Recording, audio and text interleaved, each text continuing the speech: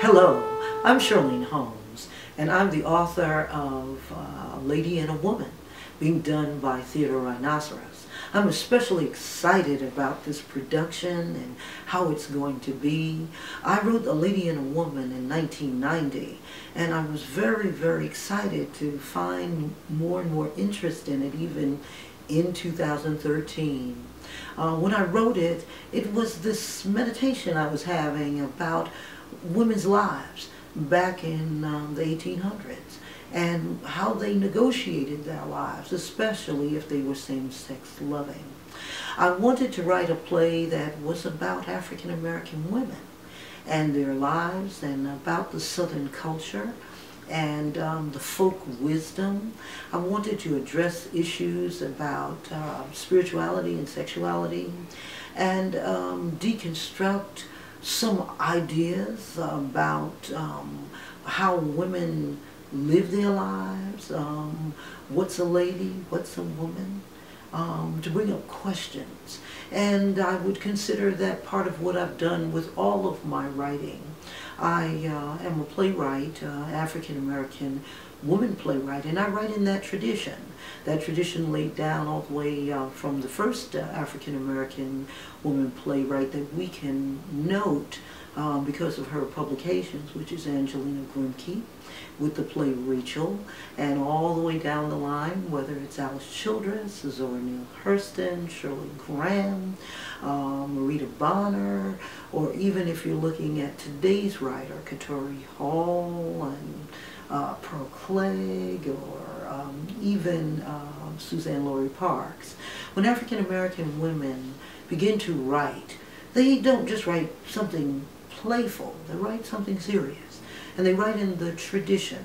When black women get the stage, they like to write about issues, serious matters, things that, subjects like race, subjects like gender, subjects like sexual harassment, women's rights, family matters, and write about the things that maybe not so easy for others to sit through or digest, but they write them, and they've been doing that for years, and I write in that tradition. I feel that the theater is the same place as a church, if you will, or a temple. It's a place to be enlightened, to be inspired, to be transformed, at least to be challenged, and I use theater that way. A Lady and a Woman grew out of my desire to see plays about women, especially women who dare to make decisions about their lives, what they'll do, whether people like it or not. And of course that sometimes makes trouble, as we can see. There's still issues about women's rights to their bodies, their rights to their careers, their rights to their children. There's still this turbulence about women. And as I come from a family of strong women, my mother taught me that you should cover all of the ground you stand on. And that's what I've tried to do in the theater. That when I write with purpose.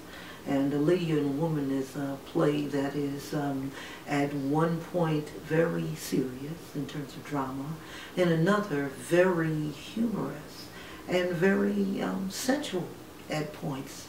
I think it deals with deep-seated feelings about what it means to care, what it means to hope and to wish, what it means to stand up for what you believe. And I'm proud of A Lady and a Woman. The best part of the play for me is when I sit from this point of view in my mid-50s and I look back at that play that I wrote in 1990, I marvel at the Shirlene Holmes of 1990, who was 31 years old and wrote with such courage.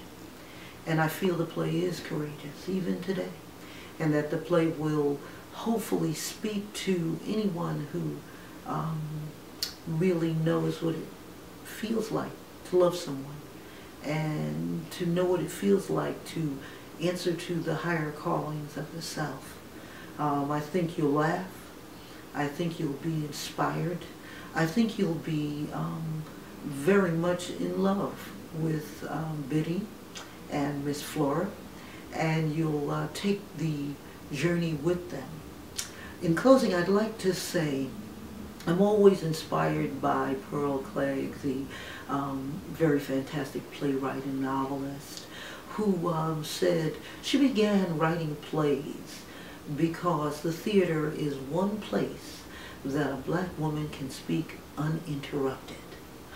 I welcome you to the production A Lady and a Woman, done by Theater Rhinoceros, where you will be part of a captive audience and you can listen and participate in a conversation that I'd like to have with you uninterrupted.